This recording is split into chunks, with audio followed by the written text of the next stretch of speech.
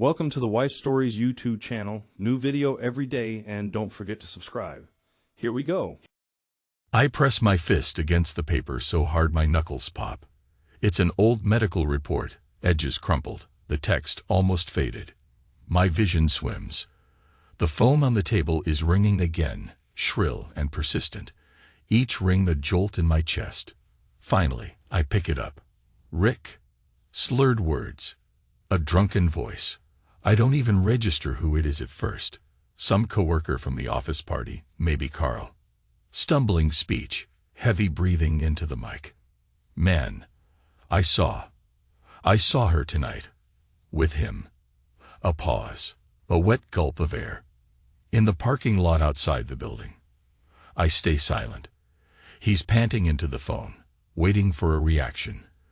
But I have no voice to give him. My hand is locked around that paper, the same paper I've crumpled 100 times in the past week. When I say nothing, he huffs, something like an apology or maybe just confusion. Then the line goes dead. I set the receiver down. My chest is tight, my pulse uneven. I stare at the word infertile typed in faded black letters. 15 years of my life, sealed in that single label. How many times had I prayed for it to be a mistake? Asterisk. I slip out of my condo and head to my car, the old SUV that's never let me down. Night air is thick, tinted with the neon glow of Los Angeles. I can't think straight. My mind replays that call, the quiver in my coworker's voice. Or was it pity? I'm not sure. Either way, I know where I have to go. My foot hits the gas. Asterisk. In the garage under my office building. The fluorescent lights flicker. There's a security booth in the corner, closed at this hour. But I have a key card. Technically, I shouldn't be here this late, rummaging through official footage. But I've worked in it for years. I know the system, the backdoor passwords. The security cameras record everything. I slip into the admin panel, watch the timestamps, locate the clip from earlier tonight. I see my own office parking lot. Dim. Her silhouette steps out of a black Lexus. He's already got his hand on her waist.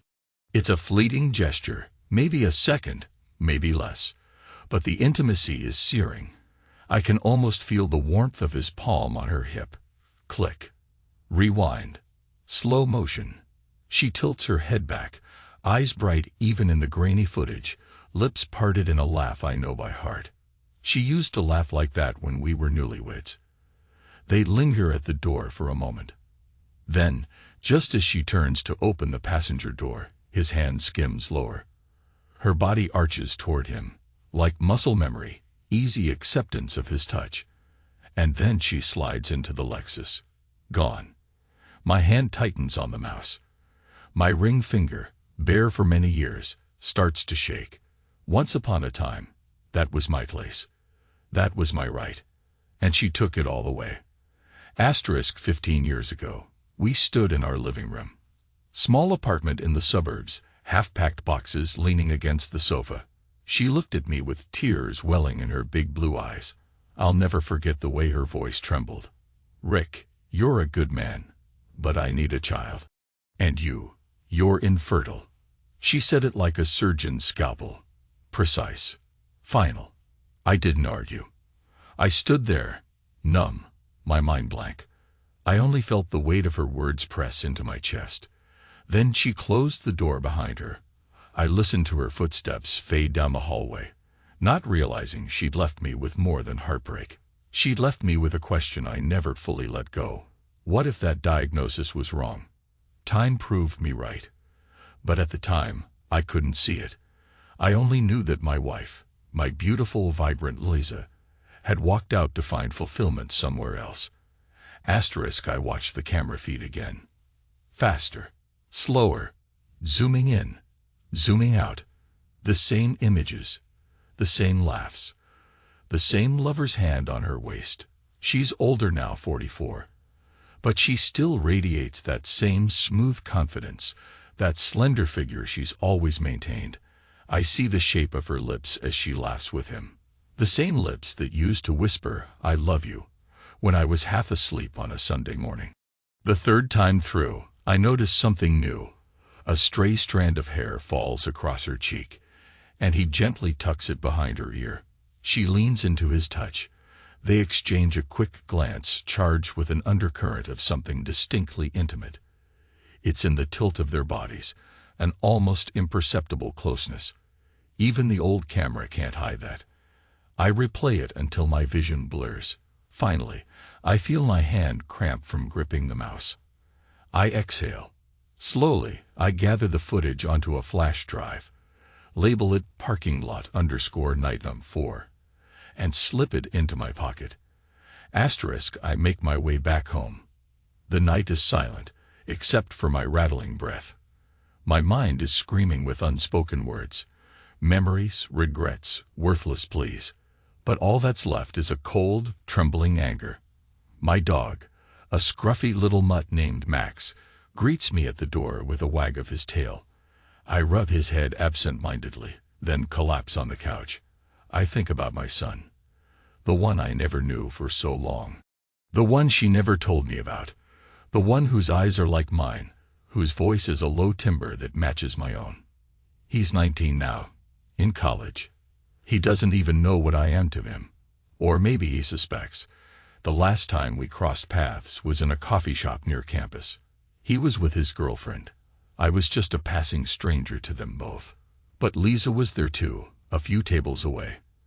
Our gazes collided. She froze, face going pale, realizing the truth. Because he had my eyes, my voice, the same quirks. He's mine. That was never in question. Not after I'd done the tests, talked to the specialists, combed through the old medical files. I wasn't infertile. It was a misdiagnosis. We could have had a life together if she hadn't left. But she never knew. She never bothered to confirm. She just walked out. And now I've come to see how betrayal lingers, how it festers. I wake up the next morning with a stinging headache.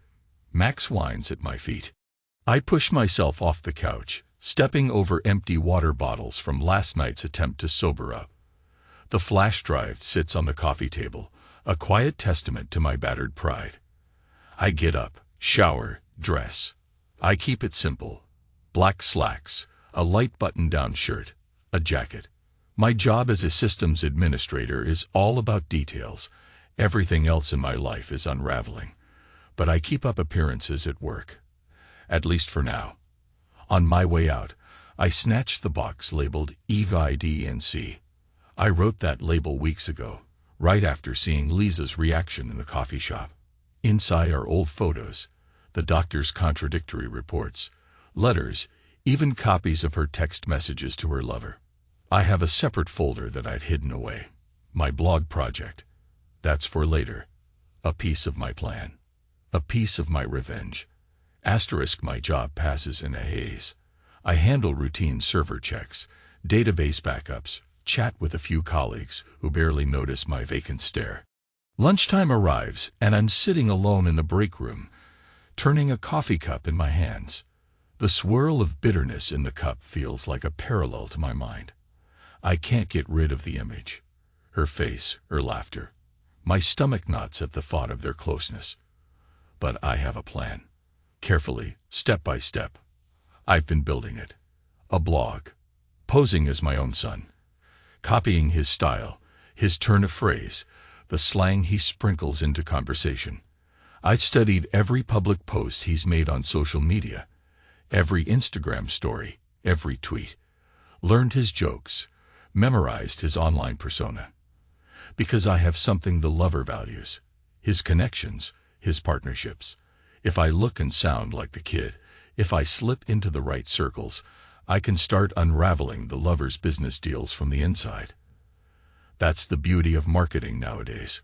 Relationships matter. And if you sabotage those relationships, you sabotage the foundation. I'm not proud of it, but pride died in me the day she left. When I get home that evening, I place the EVIDNC box on the kitchen table. I sift through its contents, photos of Lisa and me on our wedding day. We look so young, eyes shining, my arms wrapped around her. I find the old letters she wrote back when we were dating. And then the doctor's report, the second one that declared me within normal fertility parameters. The one that came out years too late. Finally, I lift a short stack of printouts, screenshots of Lisa's messages to Tom, the lover. I skim them. The words sting, a mocking echo of the affection she once gave me. She's telling him about a new furniture line, about a business trip they might take together, about the possibility of starting fresh. My jaw clenches. I take the blog content and review it on my laptop.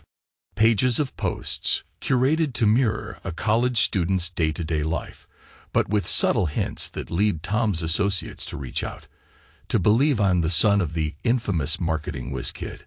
A bit of exaggeration. My son is bright, talented, has a decent social following.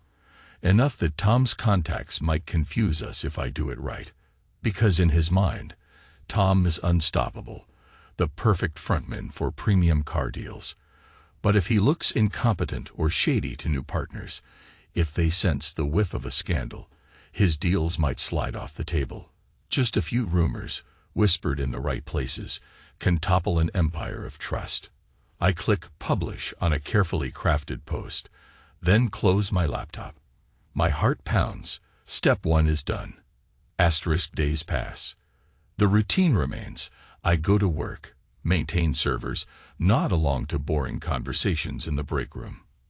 Then I come home and feed Max, open my laptop, and slip into this new identity. The blog grows. I post pictures, old ones from my college days, but edited so they look new. I replicate a casual, modern writing style. People start to follow. Soon, Tom's business associates follow too, especially the ones with brand deals that revolve around marketing to younger audiences. I sit back, watch as they comment, direct message me, invite me to collaborations. They think I'm him, my own son. They see the same face in the photos. It's uncanny how genetics can pass on mannerisms. Our voices, our smirks, our posture. I exploit every angle. Sometimes a faint shame washes over me. Is this really who I am now? A man seeking revenge by hijacking his own son's persona. But that shame is fleeting, drowned out by the memory of Lisa's betrayal. The memory of her casual dismissal of our vows, of my worth as a man, of the child I never got to know for almost 2 decades because she made a decision on her own. One evening, as I'm adjusting a blog post, I get a direct message from a potential partner of Tom's. I open it. They ask me about a new product line they're launching. They hint at wanting an edgy, fresh-faced influencer. They think I'm the perfect candidate. They mention Tom by name, praising him as a marketing genius. My lips twist in a silent snarl. I type a quick reply, dropping subtle hints that Tom might not be as reliable or ethical as they believe. I phrase it carefully, just enough to sow a seed of doubt. Then I close the browser. In bed, I stare at the ceiling, thinking about Lisa's face, about how she must be dealing with Tom's growing anxiety. He's losing contracts, small ones at first, but they'll add up. He'll start to suspect sabotage. He'll wonder who's behind it. And she's there, in the thick of it. Maybe she's telling him everything's okay, that they can weather it. Maybe she's quiet, unsure how to comfort him. Maybe she's remembering the man she left behind, who turned out not to be so easily destroyed. The next week, I get an email at work from a prospective client who claims they spoke to my son. They want to discuss a potential app development contract that might overlap with Tom's product line. I politely direct them to my personal channel, all the while noting every detail in a hidden folder. My plan is working too well. The lines between real and fake are blurring. But I keep going. My boss passes me in the hall.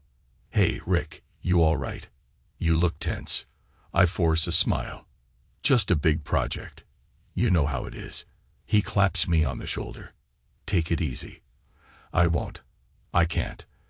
That moment I saw Lisa in the coffee shop, the shock on her face as she recognized my son's features. It unsealed a reservoir of pain I'd buried for years. Now I'm letting it transform me. Anger can be a powerful tool when harnessed properly.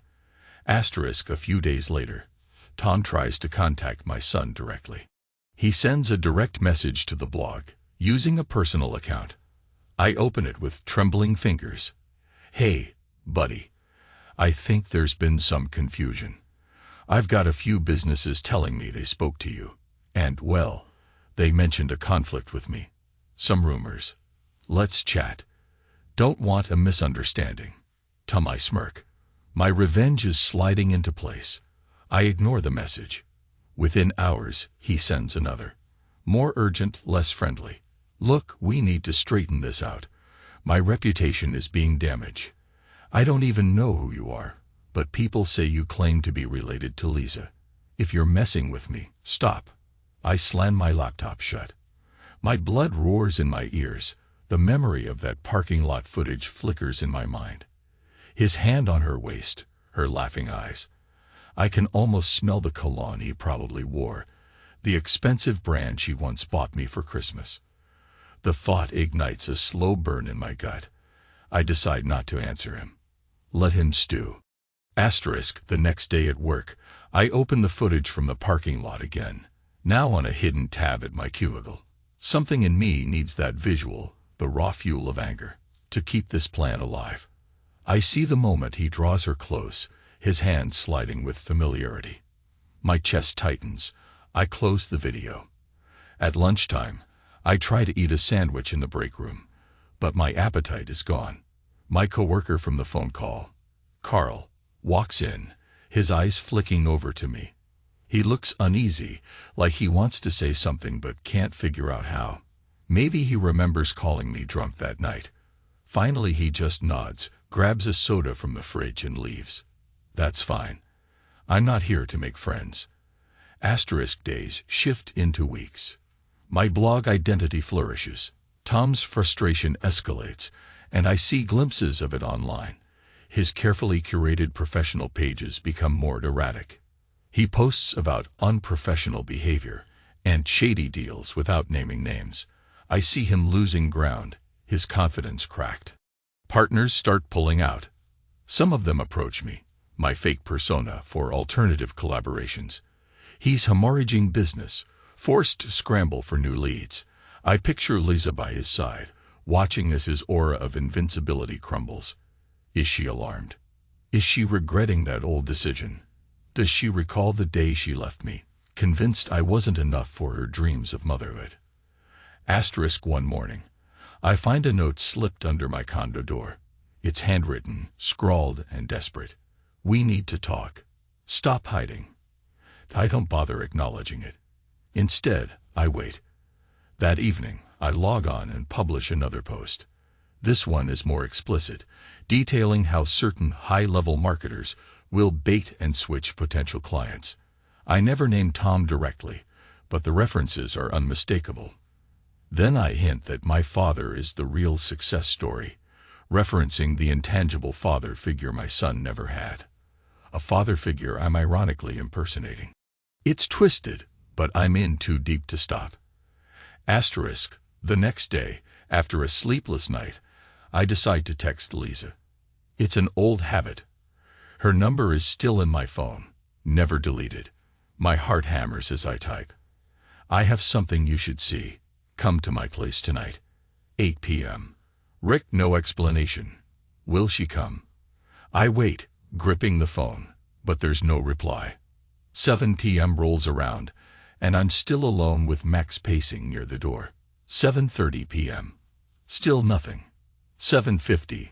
My phone vibrates. A single text. Okay. I stare at that two-letter message, the familiarity of it, the casual brevity. She always texted me like that when she was annoyed or stressed. Asterisk 8 p.m. My doorbell rings. I open it. Liza stands there in a fitted blouse and jeans, hair neatly brushed, face tense. She looks older than I remember, or maybe I'm seeing her with new eyes. My jaw is set, my expression probably unreadable. She says nothing. She just stands, shoulders taut, holding her purse like a shield. Come in, I say quietly. She steps inside, and I closed the door. We're in the living room now, the place where I spent countless hours brooding over the past, rummaging through old photos. She glances around, eyes flicking over the boxes labeled EVIDENC on the table. She opens her mouth as if to speak, then closes it. Silence. I don't sit. I stand near the table, rest my hand on the box, and stare at her. Something in my chest feels close to exploding. Anger, resentment, grief. But outwardly, I'm cold. I'm the iceberg she never saw until now. I gesture to the chair. She doesn't move. Still silent. Good. I don't need her words. I just need her presence. Asterisk. I reach into the box, pull out the medical report. The same piece of paper I gripped so hard that first night. Then I hold it up for her to see. The diagnosis that says my fertility is within normal range. Her eyes dart across the page. She inhales sharply. You never knew, I say. Or maybe you didn't want to know. But here it is. I wasn't infertile. We could have had a family. Silence. She lowers her gaze. Her lips tighten. I can see her hands trembling slightly, but she makes no sound. I toss the paper onto the table. Then I lift the stack of her messages with Tom, letting each sheet flutter in front of her. I see a flicker of recognition when she spots certain lines. The ones about starting over, about not dwelling on old mistakes. I exhale, a harsh rush of air. You left me for a dream you thought I couldn't fulfill. And you ended up with him. Now you're both about to lose everything you built, because I proved you wrong. She won't speak. She stands there, eyes wide, like she's facing a man she doesn't know. I continue, my voice hoarse. Our son is in college. Did you know that? Of course you did, but you never told him about me, did you? I pause, the weight of that ache almost too much to bear. It's too late for us to fix that. I don't need to fix it. Because I've found other ways. I see her swallow, her throat botting. Still not a word. I started a blog, I say, stepping closer. Pretending to be him, our son. I used his voice, his slang, his photos. I took advantage of every contact I knew Tom had. Slowly, carefully, I made them doubt him. Now they're writing to me instead of him. The lines are crossed. He's losing partnerships, deals, money. And you haven't said a thing to stop me. She lowers her head, eyes brimming with something. Guilt, regret, maybe fear. I can't tell, and I can't bring myself to care. Asterisk. I cross the room. Pick up the flash drive from the coffee table. Here's the recording. From the night you and he parked in the office garage. I watched it hundreds of times, so I could memorize the way you smiled at him. The way you let him touch you. The way you threw your head back when he whispered something in your ear. That's the final piece of my puzzle, Lisa. Her shoulders hunch, a faint tremor passing through her. She lifts her chin, just slightly. Our gazes lock, but still she says nothing. You used to whisper that you loved me. I murmur, my voice chillingly even. Right in this room. I glance at the corner by the window, where we once had a threadbare couch. We made love there after we first moved in, full of hope. You said I was your everything. Then you tore my life apart. I turned back to her. But now I'm not the same man you left. I changed. I took your lover's voice. I learned how to mimic your new life, your new circle. Maybe it makes me monstrous, but you created that monster when you broke me. She closes her eyes. A tear slips down her cheek. Still, no words. My chest feels like it's going to cave in, but outwardly I remain still as stone. That's how things stand. You came here, maybe expecting me to beg or to fall apart. But I won't. Not now. Not ever again. This is your life. Unraveling around you because you bet on the wrong man. I step closer. We're barely a foot apart. I hear her unsteady breathing. See the anguish in her eyes. She's in the same room where she once whispered, I love you, so many years ago. And now the weight of betrayal closes in like a silent storm. I lift my hand, but not to touch her. My gesture is almost mechanical, a half-lifted palm. I won't lay a finger on you, I say quietly. I have no desire to. Because I'm not me anymore. I'm his arms, the ones that pinned you to that Lexus. I've taken over his world piece by piece. Soon, it'll be mine. Everything you both built. She draws a sharp breath, and I see raw panic in her eyes. Yet her lips remain sealed, as if words would only condemn her further. I wait, letting the silence thicken. I want her to speak, to beg, to justify, to lash out.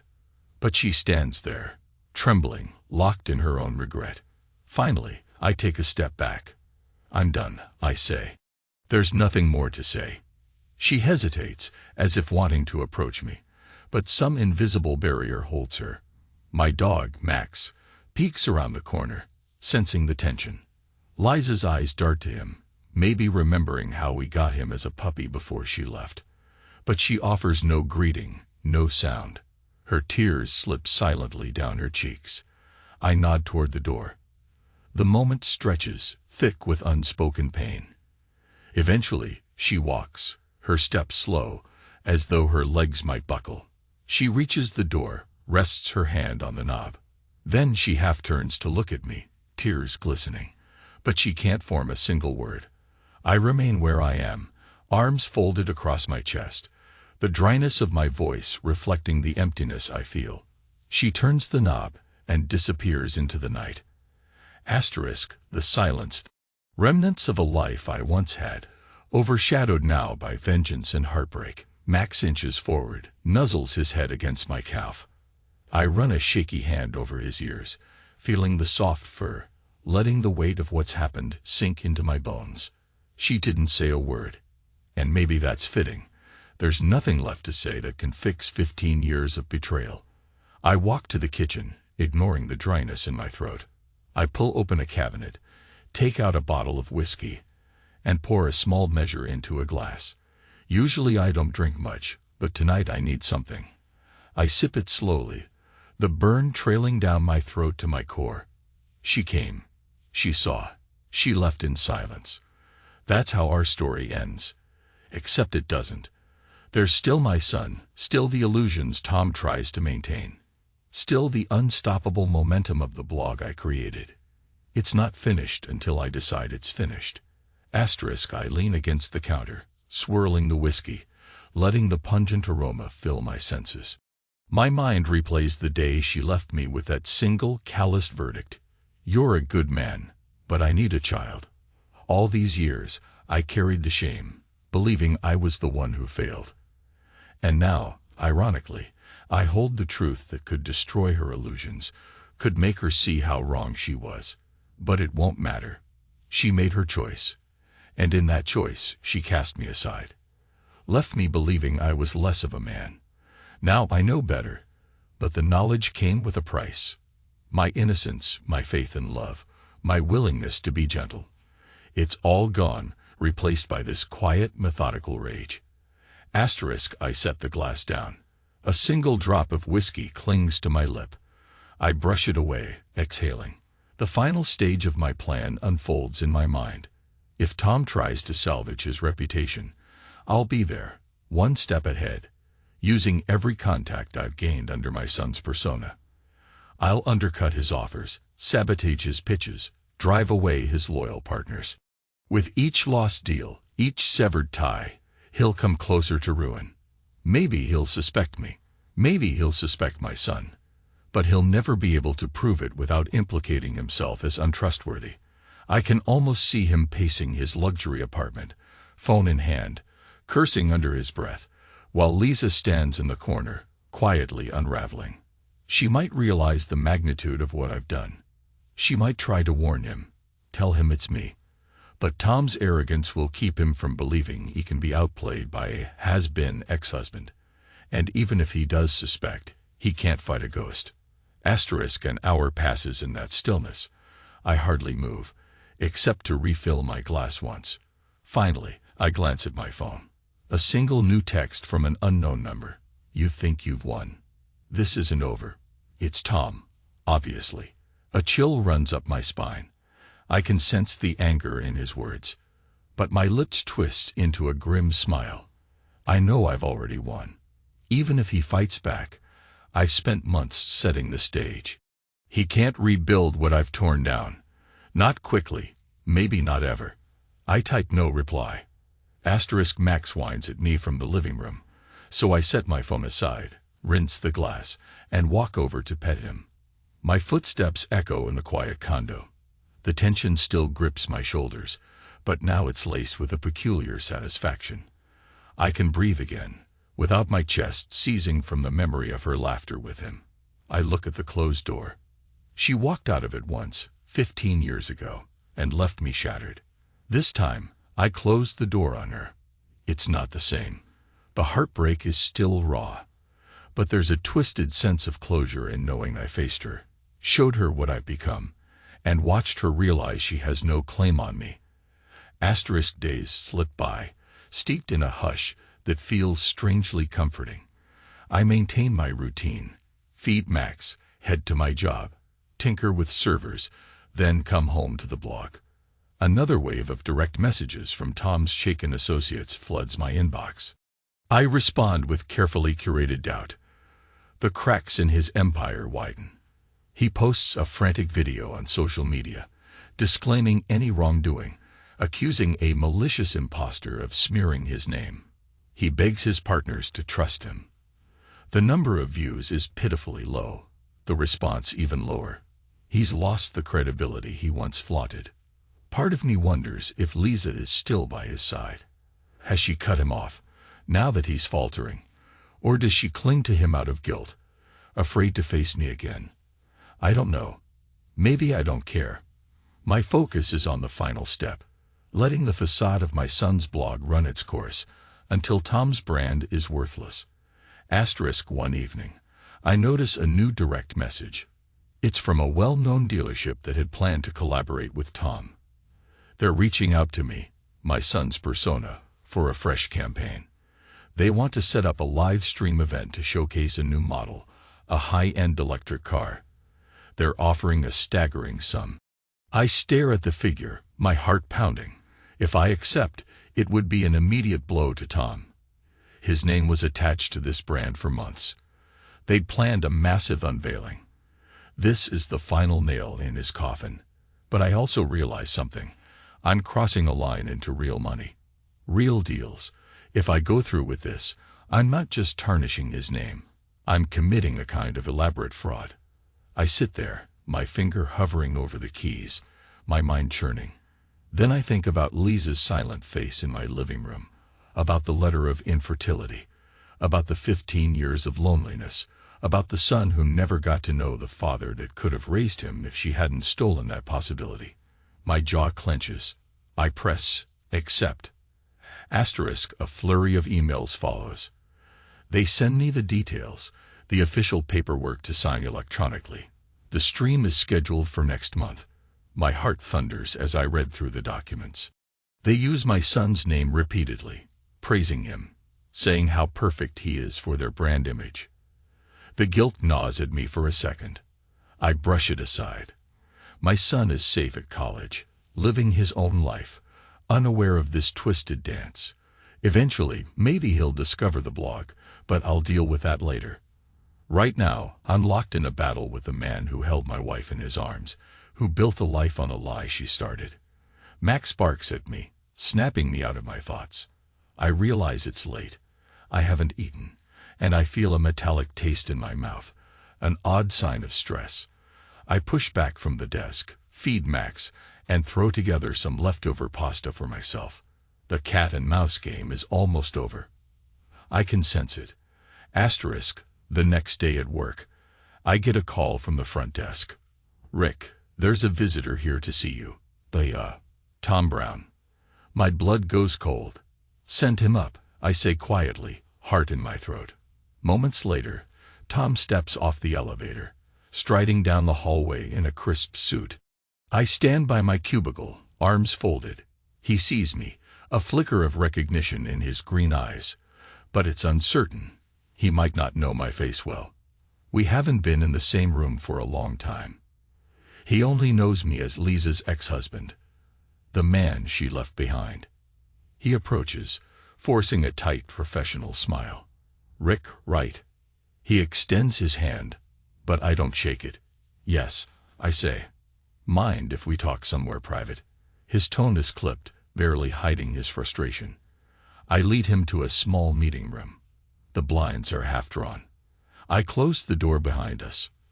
Turning to face him, he glances around, sees the standard office setting, whiteboard, 2 plastic chairs, a battered table. Not exactly the high-end environment he's used to. So, he begins, adjusting his tie. I've been trying to contact your son. He says the word with an odd inflection, as if it's unnatural. I'm concerned about some confusion in the marketplace. The same circles I operate in are suddenly pivoting. They claim they spoke to him. I'm worried about possible identity theft. I don't know what you're talking about, Tom. He exhales sharply. You do. I know you do. Lisa told me enough about you, about how you hold grudges, how you can't let go. I feel a flicker of amusement. Really? That's what she said about me. He nods. She's worried you'll do something drastic. But I'm here to give you an out. No one wants a messy confrontation. Not me, not her, and certainly not the business community. I lean forward, bracing my hands on the table. I drop my voice to a frigid whisper. Messy confrontation. Like the one you had in the parking garage with your hands on my ex-wife. That kind of messy. His eyes widen. For a split second, I see fear flicker there, then vanish behind a mask of bravado. That's none of your concern. She left you a long time ago. Indeed. I push off the table, stepping back. So why are you here, in my office, asking me about a problem you can't prove I had anything to do with? He stiffens, lips thinned. If I find evidence you orchestrated this sabotage, I'll take legal action. I'm sure your employers wouldn't be happy to learn you're misusing company resources. I shrug. You're free to try. He hovers for a moment, searching my face for a reaction. I give him nothing. Finally, he exhales through his nose and turns for the door. This isn't over, he mutters, stepping out. I watch him go, my heart pounding so hard I feel lightheaded. The door swings shut behind him. I let out a silent breath. He's rattled. I can sense it. The confident gleam is gone from his eyes. He's threatened by the possibility that some unstoppable force is targeting him. And the worst part for him is not knowing where or how to strike back. That night, I linger at my desk after hours, ignoring the overhead lights that flicker off in sections as the rest of the staff heads home. Eventually, the cleaning crew will sweep through. But for now, I'm alone. I open my personal laptop, log in to the blog one last time. The major car dealership is ready to do a big reveal with me. Well, with my son. They've scheduled press releases, promotional ads, everything. Tom is out. Officially. I read their press statement. While we initially considered a collaboration with Mr. Brown, we have decided to move forward with a fresh face. An exciting young influencer who aligns with our brand values. It's a polite way of saying they dropped him for me. I stare at the screen, a swirling mix of triumph and bitterness flooding my veins. This is it, the final blow. Soon, he'll be completely sidelined, his reputation trashed, his finances crippled. Liza might watch helplessly, or maybe she'll try to piece him back together. Either way, I will have enacted my revenge. I click log out. Then I copy all the blog files onto an encrypted USB. My head feels heavy, but I sense a savage kind of peace. I return home, feed Max, and stand in the kitchen with the EVIDENC box. One by one, I take out the old photos of Lisa and me, the letters, the doctor's report, the messages, and that flash drive. I spread them across the table. Evidence of a marriage, evidence of betrayal, proof that my life was shaped by a lie. My eyes settle on a wedding photo, Lisa in her white gown, me in a cheap tux, both of us grinning with genuine joy. I swallow the lump in my throat. The person in that photo died the night she told me I was infertile. If there's anything left, it's a ghost fueled by resentment. I gather the documents, dropping them back into the box. Maybe I'll burn them one day or bury them. But for now, they stay locked away. They're the only tangible reminders of what used to be real. Days later, I get a final email from the car dealership. We regret to inform you that we have come across conflicting information regarding your identity. Until this matter is resolved, we must suspend all collaboration. I realize, with a mix of relief and disappointment, that Tom must have exposed the confusion. Maybe he threatened them with a lawsuit, or some real proof that the young influencer is a fake. My plan has come to a head. I'm cut off from the big final kill. But the damage is done. Word is out. Tom is tarnished. The brand is spooked. The entire deal is in disarray. I read the email again, then let out a long breath. Maybe this is the limit to how far I can push. That evening, I sit on the living room floor with Max curled at my side, fiddling with the old wedding ring I keep tucked away in a drawer. My mind drifts to my son. What if he eventually hears about this scandal in the marketing world and puts two and two together? What if Lisa tries to spin some story or Tom tries to deflect blame? The real tragedy is that my son doesn't know I exist as his father, or maybe he suspects. Either way, I've done nothing to bridge that gap. I've only pursued vengeance. A few hours pass in that reflection. Then I hear a soft knock at my door. My heart twists. Could it be Lisa again? Or Tom, outrage, wanting a confrontation? I stand, my body tensing, approach the door. I open it. She's there. Lisa, standing on the threshold in a simple sweater, jeans, hair pulled back. She has a faint bruise on her forearm. Maybe she bumped into something. Her eyes are red-rimmed, like she's been crying. But she says nothing, as before. I lean against the doorframe, exhaustion etched into every line of my face. I search her expression. Part of me wants to slam the door. Another part wonders if she's here to deliver a final blow or a final plea. She steps inside without invitation. Our eyes lock. Max whimpers, uncertain. The memory of her presence from the last time is fresh and painful. I steel myself. Her lips part. She exhales shakily, but no words come. Still silent. It's eerie, like a dream. I wait, refusing to speak first. She glances around, sees the box, the mess of papers I left scattered. Her gaze drifts back to me, stricken with remorse. Her eyes dart to my left hand, where a wedding band no longer sits. Then she closes her eyes, biting her lower lip as if to hold back something. Tears, regret, a confession. I watch her with a calm that scares me. The panic from weeks ago is gone. My heart still beats quickly, but my mind is quiet, methodical. She's here in the same room, the place where she once whispered love. Now she's confronted with the ruins of everything we were. I step toward her, my voice low. I won't touch you, I say, echoing my previous vow. And you won't speak. That's how this goes, apparently. She flinches as if the words sting. A tear slips down her cheek. She lifts her hand to my chest, just an inch away, but doesn't make contact. Then she lets her hand fall. I swallow against the tightness in my throat. I wonder if she came to beg for forgiveness, or to simply be near me, to show me she's sorry. But I won't carry her guilt. My revenge is complete enough. I have no more appetite for destruction. My eyes flick over her face, the lines of worry that didn't exist when we were young and in love. Part of me wants to push her out the door, lock it, and never look back. Another part of me wants to ask her why. Why she never found out the truth about my fertility. Why she let me walk through hell alone. Why she's with a man like Tom. But in the end, words fail me. The air is heavy, suffocating. We stand there, frozen, like two statues in a hall of broken memories. Her body trembles, her breath catching in short gasps. I wait for her to speak, but nothing comes. Finally, I step aside, give her a clear path to the door. She hesitates, eyes locked on mine. Then, slowly, she moves past me, each step weighted with sorrow.